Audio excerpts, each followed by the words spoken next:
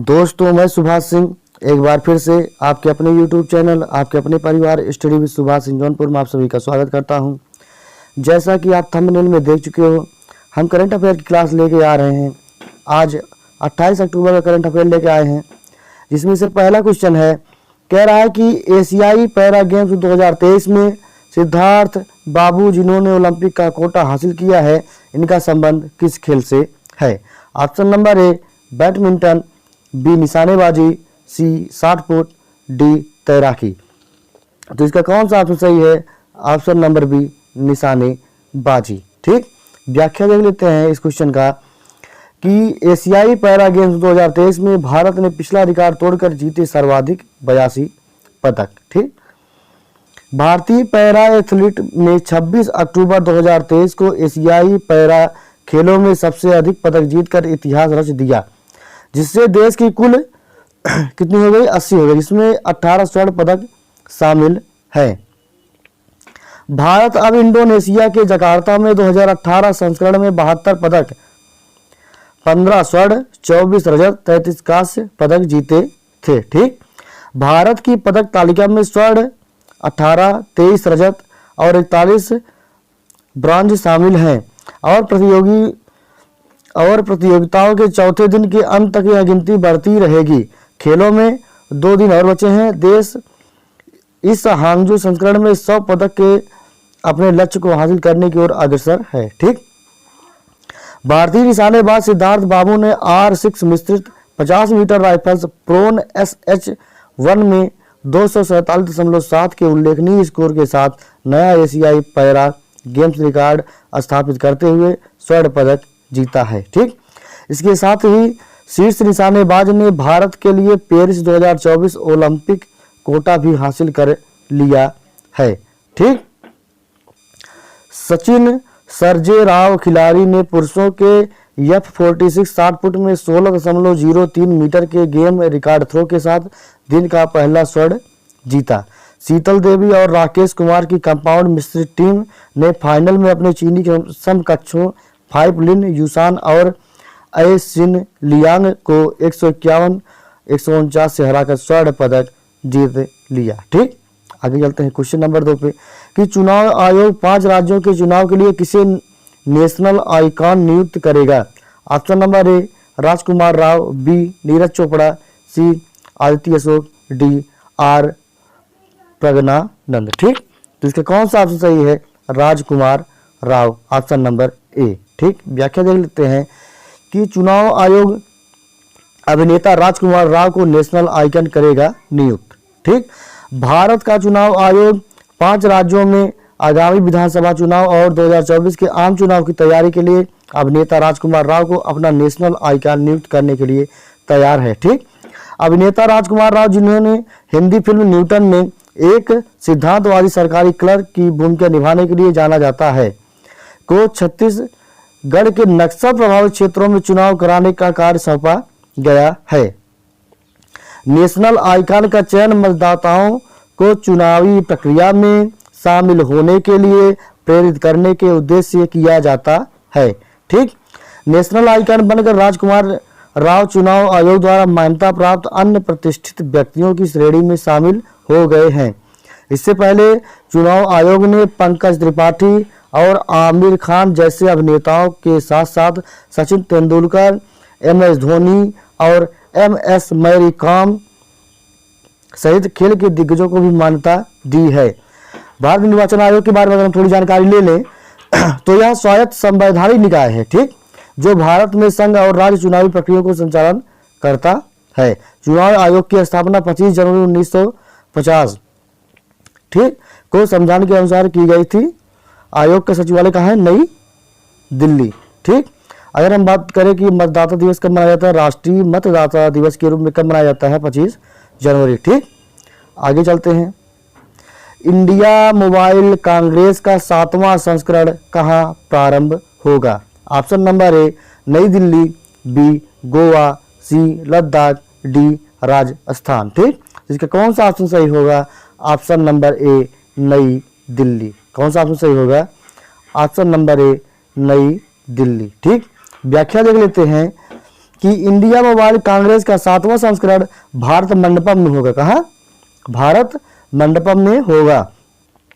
प्रधानमंत्री श्री नरेंद्र मोदी 27 अक्टूबर 2023 को भारत मंडपम प्रगति मैदान नई दिल्ली में इंडिया मोबाइल कांग्रेस 2023 के 7वें संस्करण का उद्घाटन करेंगे।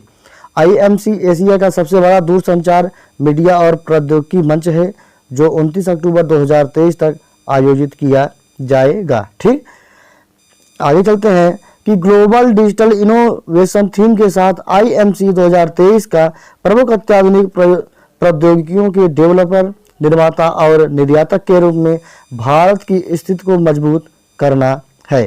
3 दिवसीय कांग्रेस में 5G, 6G, आर्टिफिशियल इंटेलिजेंस जैसी प्रौद्योगिकियों पर प्रकाश डाला जाएगा। ठीक, इस कार्यक्रम के दौरान प्रधानमंत्री देश भर के शैक्षणिक संस्थाओं को 100 5G यूज केस लैब्स का पुरस्कार देंगे। ठीक, इन लैब्स को 100 5G लैब्स पहल के तहत विकसित किया जा रहा है। ठीक, आगे चलते हैं कि हाल ही में चर्चा में रही जमरानी बांध बहुउद्देशीय परियोजना का संबंध किससे है? Option number A Rajasthan, B Uttarakhand, C Himachal Pradesh, D Punjab. इसका कौन सा ऑप्शन सही है? Option number B Uttarakhand. ठीक, इसकी व्याख्या देख लेते हैं कि केंद्र सरकार ने उत्तराखंड की जमरानी बांध बहुउद्देशीय परियोजना को प्रधानमंत्री कृषि सिंचाई योजना के अंतर्गत किया शामिल। ठीक, संपूर्ण जानकारी इसका ले लेते हैं कि केंद्र सरकार की आर्थिक मामलों पर मंत्रिमंडल की समिति ने उत्तराखंड के जमरानी बांध बहुउद्देशीय परियोजना को प्रधानमंत्री कृषि सिंचाई योजना त्वरित सिंचाई लाभ कार्यक्रम के अंतर्गत शामिल करने की स्वीकृति दे दी है। इस परियोजना को पूरा करने के लिए उत्तराखंड को 1557 करोड़ रुपए से अधिक की केंद्रीय सहायता को मंजूरी दी गई है। ठीक, 2584 करोड़ रुपए से अधिक की अनुमानित लागत वाली यह परियोजना मार्च 2028 में पूरी होगी। कब पूरी होगी? 2028 में। ठीक, इस परियोजना का उद्देश्य उत्तराखंड के नैनीताल में रामगंगा की सहायक नदी गोला पर जमरानी गांव के निकट बांध का निर्माण करना है। कहाँ? जमरानी गांव के निकट। ठीक, इससे उत्तराखंड के नैनीताल और उधम सिंह जिलों तथा उत्तर प्रदेश के रामपुर और बरेली जिलों में 57,065 हेक्टेयर भूमि पर अतिरिक्त सिंचाई हो सकेगी। इसके अलावा हल्द्वानी और आसपास के क्षेत्रों में 42.70 मिलियन क्यूबिक मीटर पानी का मिल सकेगा। ठीक, जिससे 10.65 लाख से अधिक आबादी लाभान्वित होगी। 14 मेगावाट बिजली संयंत्र की स्थापित क्षमता के साथ लगभग 63.6 मिलियन, कितना? 63.6 मिलियन यूनिट जल विद्युत उत्पादन होगा। इसके तहत 2 नई फीडर नहरों के निर्माण के अलावा 207 किलोमीटर मौजूदा नहरों का नवीनीकरण किया जाना है और 278 किलोमीटर, कितना? 278 किलोमीटर पक्के फील्ड चैनल भी परियोजना के तहत लिए जाने हैं। ठीक, आगे चलते हैं कि हाल ही में मध्यम दूरी की बैलिस्टिक मिसाइल गौरी का परीक्षण किसने किया है? Option number A Iraq, B Iran, C Oman, D Pakistan. तो इसका कौन सा ऑप्शन सही है? Option number D Pakistan. ठीक, आगे चलते हैं, व्याख्या देख लेते हैं कि अबाबिल हथियार प्रणाली के हालिया परीक्षण के बाद पाकिस्तान ने पारंपरिक और परमाणु दोनों तरह के हथियार ले जाने में सक्षम मध्यम दूरी की बैलिस्टिक मिसाइल गौरी का सफलतापूर्वक परीक्षण किया है। पाकिस्तान द्वारा स्वदेशी रूप से विकसित यह मध्यम दूरी की सड़क मोबाइल बैलिस्टिक मिसाइल प्रणाली गौरी और परमाणु हथियारों दोनों ले जाने में सक्षम है। ठीक, और इसकी सीमा लगभग 1300 से 1500 किलोमीटर है। गौरी को TM-185 गैलोसिन और मुख्य रूप से मिट्टी के तेल का मिश्रण और फ्यूमिंग नाइट्रिक एसिड द्वारा ईंधन दिया। ठीक, इससे पहले अमेरिका ने पाकिस्तान को मिसाइल से संबंधित वस्तुओं की आपूर्ति करने के लिए तीन चीनी कंपनियों पर प्रतिबंध लगाया था। चीन पाकिस्तान को हथियारों और रक्षा उपकरणों का प्रमुख आपूर्ति करता रहा है। देश ने हथियार को आर्थिक उन्नत और जीवित रखने योग्य ठोस ईंधन बैलिस्टिक मिसाइलों की शाहीन श्रृंखला से बदल दिया है। लेकिन पाकिस्तान के परमाणु कार्यक्रम के विशेषज्ञ मंसूर अहमद, कौन? मंसूर अहमद ने कहा कि गौरी का पहली बार 1998 में परीक्षण किया गया था और यह अभी भी उपयोगी है। पाकिस्तान के पास वर्तमान में परमाणु क्षमता वाले 6 ऑपरेशनल बैलिस्टिक मिसाइल सिस्टम हैं। इनमें कौन कौन से हैं देखते हैं। कम दूरी की मिसाइलें हैं अब्दाली हल्फ 2, गजनबी हल्फ 3, शाहीन 1/A हल्फ 4 और नस्र हल्फ 9 शामिल है, जबकि मध्यम दूरी की मारक क्षमता वाली गौरी और शाहीन शामिल हैं। ठीक, आगे चलते हैं क्वेश्चन नंबर 6 पे। हाल ही में एयरबस ने एरोस्पेस शिक्षा और नवाचार को बढ़ावा देने के लिए किससे समझौता किया है? Option number A IIT New Delhi, B IIT Kharagpur, C IIT Kanpur, D IIT Roorkee. तो कौन सा ऑप्शन सही है इसका? Option number C IIT Kanpur. आगे चलते हैं, व्याख्या देख लेते हैं कि एयरबस ने IIT कानपुर के साथ एरोस्पेस शिक्षा और नवाचार को बढ़ावा देने के लिए किया समझौता। भारतीय प्रौद्योगिकी संस्थान कानपुर और फ्रांस की एयरबस ने एरोस्पेस क्षेत्र में प्रतिभा पूल को बढ़ावा देने, शिक्षा अनुसंधान और नवाचार को बढ़ाने के लिए एक समझौता ज्ञापन किया है। ठीक, MOU पर IIT कानपुर के निदेशक प्रोफेसर अभय करंदीकर, कौन? अभय करंदीकर और एयरबस इंडिया और दक्षिण एशिया के अध्यक्ष और प्रबंध निदेशक रेमी माइलॉर्ड ने हस्ताक्षर किए हैं। ठीक, इस साझेदारी में भारत में एरोस्पेस छात्रों की तकनीकी क्षमताओं को बढ़ाने की दिशा में कार्यक्रमों और गतिविधियों का विकास भी शामिल होगा। इसके अतिरिक्त दोनों संगठन वैश्विक संस्थानों के साथ सहयोग के अवसर तलाशने के लिए प्रतिबद्ध है, जिससे छात्रों को वास्तविक दुनिया क्षेत्र प्रासंगिक परियोजनाएं प्रदान की जा सकेंगे। ठीक, आगे चलते हैं कि हाल ही में किस देश की एक अदालत ने 8 पूर्व भारतीय नौसेना कर्मियों को मौत की सजा सुनाई है? ये बहुत चर्चित है। ऑप्शन नंबर ए मिस्र, B Qatar, C Saudi Arab, D Jordan. तो इसका कौन सा ऑप्शन सही है? Option number B Qatar. ठीक, इसकी व्याख्या देख लेते हैं कि कतर की एक अदालत ने 8 भारतीय पूर्व नौसेना कर्मियों को सुनाई मौत की सजा। ठीक, कतर की एक अदालत ने 8 पूर्व भारतीय नौसेना कर्मियों की मौत की सजा सुनाई है। उन्हें 30 अगस्त 2022 को कतरी अधिकारियों द्वारा गिरफ्तार किया गया था और तब से वे एकांत कारावास में थे। कहाँ थे? एकांत कारावास में थे। उनका मुकदमा इसी साल 29 मार्च को शुरू हुआ था। विदेश मंत्रालय ने 26 अक्टूबर को कहा कि वह विकल्प मृत्युदंड के फैसले से गहरे सदमे में है और विस्तृत फैसले का इंतजार कर रहा है। मंत्रालय ने यह भी कहा कि वह सभी कानूनी विकल्प तलाश रहा है। इन लोगों को कतर की खुफिया एजेंसी राज्य सुरक्षा ब्यूरो द्वारा उठाया गया था। ठीक, भारतीय दूतावास को सबसे पहले पिछले साल सितंबर मध्य में गिरफ्तारियों के बारे में पता चला।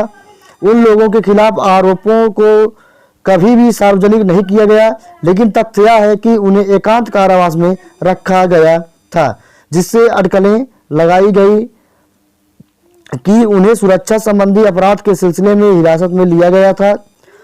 पूर्व सैनिकों के परिवारों को उन औपचारिक आरोपों से अवगत नहीं कराया गया, ठीक, जिनके तहत मुकदमा चलाया जा रहा था।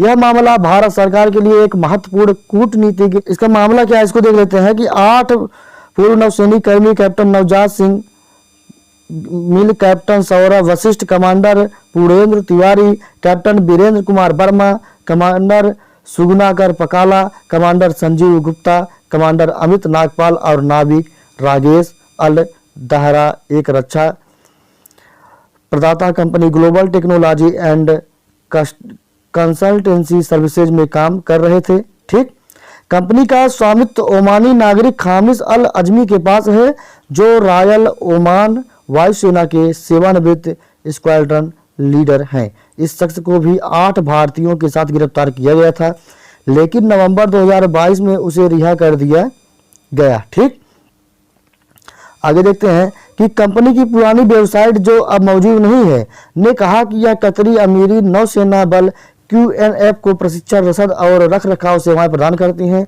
अपनी नई वेबसाइट पर कंपनी को दहारा ग्लोबल कहा जाता है, लेकिन QENF के संबंध का कोई उल्लेख नहीं है। ठीक, न ही उन 7 पूर्व नौसेना अधिकारियों का जिनके कंपनी में नेतृत्व भूमिका थी को। आगे देखते हैं कि कमांडर पूरो तिवारी सेवानिवृत्त जो कंपनी के प्रबंधक निदेशक थे को भारत और कतर के बीच द्विपक्षीय संबंधों को आगे बढ़ाने में उनकी सेवाओं के लिए 2019 में प्रवासी भारतीय सम्मान प्राप्त हुआ था। दाहरा वेबसाइट पर कुमारन और दोहा में भारतीय दूतावास में उनके उत्तराधिकारी राजदूत दीपक मित्तल के प्रमाण पत्र थे, जिसमें दोनों देशों के बीच अच्छे संबंधों को आगे बढ़ाने के लिए कंपनी के काम की प्रशंसा की गई थी। गिरफ्तार किए गए अधिकांश लोग अपनी गिरफ्तारी के समय दाहरा में 4 से 6 वर्षों से काम कर रहे थे। ठीक, आगे चलते हैं क्वेश्चन नंबर 8 पे कि हाल ही में यूरोपीय संघ और भारत का संयुक्त नौसेना अभ्यास कहाँ हुआ। ऑप्शन नंबर ए अदन की खाड़ी, बी गिनी की खाड़ी, सी मन्नार की खाड़ी, डी फारस की खाड़ी। तो इसका कौन सा ऑप्शन सही है? ऑप्शन नंबर बी गिनी की खाड़ी। व्याख्या देख लेते हैं कि 24 अक्टूबर 2023 को यूरोपीय संघ EU और भारत ने गिनी की खाड़ी में अपना पहला संयुक्त नौसैनिक अभ्यास आयोजित किया। ठीक, यह अभ्यास 5 अक्टूबर 2023 को ब्रुसेल्स में, कहाँ? ब्रुसेल्स में यूरोपीय संघ भारत समुद्री सुरक्षा वार्ता के तीसरी बैठक के बाद हुआ। ठीक, इस अभ्यास में भारतीय नौसेना का INS सुमेधा, इतालवी नौसेना जहाज ITS फोस्करी, फ्रांसीसी नौसेना जहाज FS वेंटोसे और स्पेनिश नौसेना जहाज टॉर्नेडो शामिल थे। 4 जहाजों में घाना के तट से दूर अंतर्राष्ट्रीय जल में सामरिक युद्धाभ्यास की एक श्रृंखला का अभ्यास किया गया, जिसमें बोर्डिंग अभ्यास फ्रांसीसी जहाज बेंटोसे और भारतीय नौसेना जहाज सुमेधा पर लगे हेलीकॉप्टरों का उपयोग करके उड़ान अभ्यास और जहाजों के बीच कर्मियों का स्थानांतरण शामिल था। ठीक, आगे देखते हैं क्वेश्चन नंबर 9 पे हाल ही में अमेरिकी प्रतिनिधि सभा का स्पीकर किसे चुना गया। Option number A Mike Johnson, B Kevin McCarthy, C Daniel Noboa, D Chris Hipkins. तो इसका कौन सा ऑप्शन सही है? Option number A Mike Johnson. व्याख्या देख लेते हैं कि लुइसियाना के रिपब्लिकन कांग्रेसी माइक जॉनसन को 3 सप्ताह की राजनीतिक अनिश्चितता को समाप्त करते हुए प्रतिनिधि सभा के नए स्पीकर के रूप में चुना गया। प्रतिनिधि सभा के स्पीकर देश के सबसे शक्तिशाली राजनीतिक पदों में से एक है। यह अमेरिकी राष्ट्रपति के बाद उत्तराधिकारी की पंक्ति में तीसरा सबसे बड़ा स्थान है। ठीक, डिवाइडेड कांग्रेस में माइक जॉनसन ने 220 के मुकाबले में 209 वोटों से चुनाव जीता। कितना? 209 वोटों से। 3 अक्टूबर को केविन मैकार्थी के निष्कासन के बाद श्री जॉनसन इस पद के लिए नामांकित चौथे रिपब्लिकन हैं। यह अमेरिकी राष्ट्रपति के बाद उत्तराधिकारी की पंक्ति में तीसरा सबसे बड़ा स्थान है। ठीक, डिवाइडेड कांग्रेस में माइक जॉनसन ने 220 मुकाबले तो हो चुका। आगे चलते हैं कि 51 वर्षीय वकील माइक जॉनसन लुइसियाना के चौथे कांग्रेसनल डिस्ट्रिक्ट से 4 बार कांग्रेसी रह चुके हैं। कांग्रेस में अपने पहले संबोधन में स्पीकर जॉनसन ने इजराइल के समर्थन में प्रस्ताव पेश करने का वादा किया। ठीक, आगे देखते हैं कि श्री जॉनसन की सफलता रिपब्लिकन पार्टी के वैचारिक रूप से दक्षिणपंथी ट्रंप गठबंधन वाले गुट की जीत और उसके नरम पंथियों के लिए नुकसान का प्रतिनिधित्व करती है, जिनके उम्मीदवारों ने कैपिटल हिल पर रूढ़िवादी प्रतिनिधियों के बीच पकड़ हासिल करने के लिए संघर्ष किया। आगे चलते हैं कि ISB professor Sarangdev WHO TB सलाहकार समूह, इसके बारे में जानकारी ले लेते हैं कि संचालन, प्रबंधन और स्वास्थ्य सेवा के क्षेत्र में एक प्रतिष्ठित व्यक्ति प्रोफेसर सारंगदेव को विश्व स्वास्थ्य संगठन WHO द्वारा तपेदिक के लिए, किसके लिए? तपेदिक के लिए रणनीतिक और तकनीकी सलाहकार समूह STAG के सदस्य के रूप में नियुक्त किया गया है। प्रोफेसर सारंगदेव जो वर्तमान में इंडियन स्कूल ऑफ बिजनेस में संकाय और अनुसंधान के उप डीन और max institute of health care management के कार्यकारी निदेशक के रूप में कार्यरत हैं। ठीक, WHO का तपेदिक के लिए रणनीतिक और तकनीकी सलाहकार समूह स्टेज टीबी तपेदिक महामारी को समाप्त करने और अंततः यह बीमारी को खत्म करने की वैश्विक प्रयास के योगदान के मिशन के साथ काम करता है। ठीक, आगे चलते हैं क्वेश्चन नंबर 10 पे कि 37वें राष्ट्रीय खेलों का आयोजन पहली बार कहाँ हुआ है? Option number A Gujarat, B Kerala, C Goa, D Maharashtra. तो इसका कौन सा ऑप्शन सही है? Option number C Goa. ठीक, तो इस वीडियो में बस इतना ही, फिर मिलते हैं कल नए वीडियो के साथ। तो इस वीडियो में बस इतना ही, फिर मिलते हैं कल नए वीडियो के साथ। आज के लिए धन्यवाद।